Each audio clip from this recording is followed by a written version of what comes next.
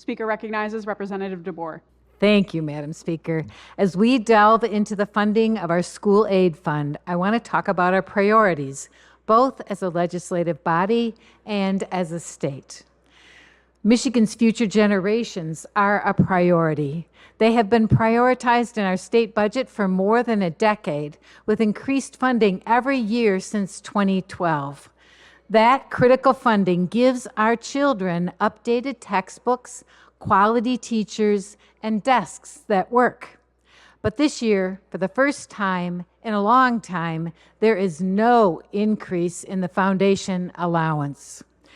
This isn't because of a shortage of money. This budget comes in over $80 billion, and somehow there isn't enough money for more than 500 new state employees.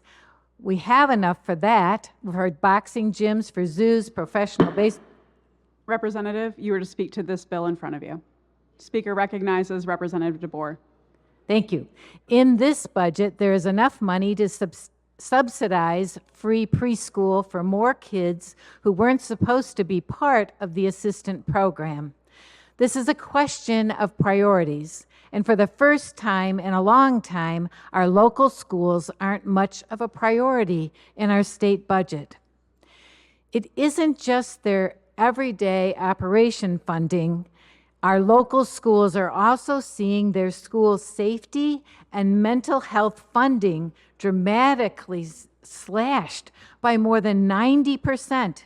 And it completely eliminates funding for the School Safety and Mental Health Commission, which was created in the wake of the horrific shooting at Oxford High School to identify ways to address behavioral and mental health needs of students.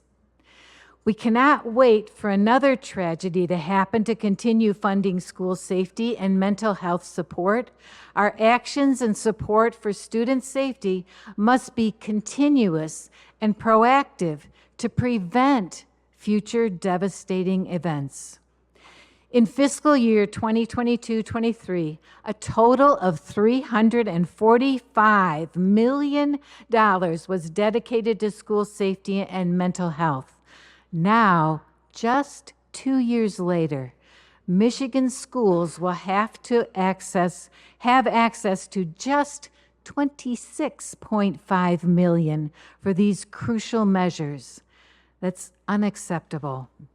My colleagues need to ask themselves, what is a greater priority than the safety of our kids? With the Michigan Tuition Grant since 1966, we have had that grant that provides critical financial support that allows students across the state to pursue higher education at our independent colleges and universities. These students are future leaders, educators, and healthcare professionals, and innovators. But there won't be any more of those future leaders when the program is closed down. As a former educator, I have serious concerns about eliminating this impactful grant. This grant has made a positive impact on thousands of low-income students, veterans, and adult learners who have relied on this vital support to access higher education and improve their lives. In fact, while it currently represents just 1% of the higher education budget, it results in 20% of the degrees awarded by nonprofit colleges and universities.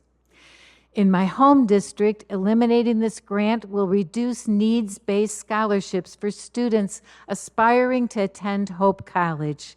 And it's not just my district that will be affected. Every person in this room represents a district in the state that will be negatively impacted by eliminating it. Making our future generations a priority is common sense. Neglecting them is a new idea. One that will first hurt our kids and later the entire state. It doesn't have to be this way. We can give our students in schools more funding to hire new teachers and keep school sizes small. We can invest in school safety and mental health to protect our loved ones. We can put our trust in tuition programs that will have a proven track record of success to keep our local school going strong. And we can keep our promise to future generations to keep them a priority in our families, in our hearts, and here in our states. Maybe the most offensive part of this plan is the broken promise to hardworking teachers, as this budget raids their health care retirement accounts to pay for pet projects. Last year's budget was balanced with an income tax hike, and now this year's is balanced with a raid on teachers' retirements. Once again, this budget shows where our priorities lie. Our plan does not prioritize our next generation or our teachers. This budget leaves them behind. Madam Speaker, I urge my colleagues to think about their young constituents and vote no on this measure. Thank you. The clerk will close the board. Tally, display, and announce the vote. Speaker, on the question of final passage of Senate Bill 911, there are 56 aye votes and 54 nay votes. A majority of the members elected and serving having voted therefore, the bill is passed.